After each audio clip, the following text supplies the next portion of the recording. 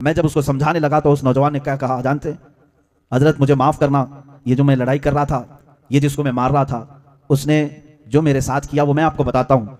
बात मेरे पैसे के लेन देन की नहीं है या हमारे आपस के अखलाकी झगड़े की नहीं है। बात चल रही थी रसूल पाक सल्लल्लाहु अलैहि वसल्लम की।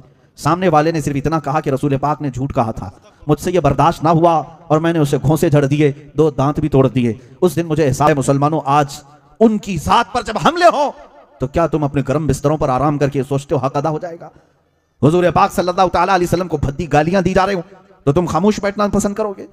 यहां से समझ जाना आज के बाद कि जो रसूल पाक सल्लल्लाहु ताला अलैहि वसल्लम की तौहीन सुनकर बर्दाश्त करने वाला दिल रखता है, बुजुर्गों ने फरमाया वो मुर्दा आदमी है, वो मरे हुए लोग हैं और इन मरे हुओं से कोई और तवक्को भी मत रखना। हाँ, हुजूर पाक सल्लल्लाहु ताला अलैहि वसल्लम की शान में तौहीन सुनकर बेकरार हो जाते हो, बेकाबू हो जाते हो, बेचैन हो जाते हो, अल्लाह का शुक्र अदा करो कि अभी अल्लाह ने दिल जिंदा रखा है, तुम्हारा ज़मीर जिंदा है। इसीलिए तो शायर ने कहा था, बतला दो गुस्ताख नबी को गैरत सुन्नी जिंदा है, उनके नाम पे मर मिटने का जज्बा कल भी था और आज भी है। मैं अपनी इस कौम से मायूस और नाउमीद नहीं हूं। मुझे पता है कि यहाँ का बच्चा बच्चा अपनी गर्दन लेकर हाजिर होने को तैयार है। बस देर है किसी ऐलान की, बस देर है किसी एक रहनुमा की, बस देर है किसी एक लाइन की। हमें पता है हमारी कौम के मुतालिक रसूल पाक सल्लल्लाहु ताला अलैहि वसल्लम से कितनी मोहब्बत करते हैं, हमें मालूम है। मैं मुंबई की सरजमीन पर देखता रहा, एक मरतबा एक इलाके में किसी दावत पर गया था और वहां से आने के वक्त देखा बाहर झगड़ा चल रहा है। कुछ झगड़ा हुआ, एक नौजवान, शक्ल से तो पता नहीं चलता था कौन है, लेकिन लोगों ने बताया कि मुसलमान ही है, क्योंकि फटी जीन्स है, इधर उधर डिजाइन की हुई दाढ़ी है, हिप्पी कट है, बाल अलग अलग, ये फैशनेबल जैसे तैसे एक लड़का लेकिन किसी और के साथ लड़ाई कर रहा था।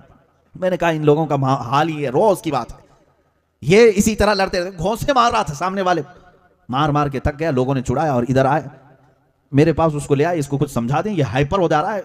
कहा ये कौन है? कहा जिसके घर आप आए थे उनका पड़ोसी है, आना जाना है। मैंने बुलाया, बेटा ये लड़ाई झगड़े अच्छी चीज नहीं है, क्यों तुम तमाशा बना रहे हो? मैं ये बात क्यों अर्ज कर रहा हूँ, बताता हूँ कि मैं अपनी कौम से मायूस और नाउमीद नहीं हूँ। वो अगरचे फटी जीन्स वाला था, हिप्पी कट रखा हुआ, अलग अलग किस्म की दाढ़ी रखा हुआ। मैं जब उसको समझाने लगा तो उस नौजवान ने क्या कहा जानते, हजरत मुझे माफ़ करना, ये जो मैं लड़ाई कर रहा था, ये जिसको मैं मार रहा था, उसने जो मेरे साथ किया वो मैं आपको बताता हूँ। बात मेरे पैसे के लेन देन की नहीं है या हमारे आपस के अखलाकी झगड़े की नहीं है। बात चल रही थी रसूल पाक सल्लल्लाहु अलैहि वसल्लम की। सामने वाले ने सिर्फ इतना कहा कि रसूल पाक ने झूठ कहा था, मुझसे ये बर्दाश्त ना हुआ और मैंने उसे घोंसे झड़ दिए, 2 दांत भी तोड़ दिए। उस दिन मुझे एहसास होने लगा कौम मुस्लिम बदअमल तो हो गई, अभी गद्दार नहीं हुई है।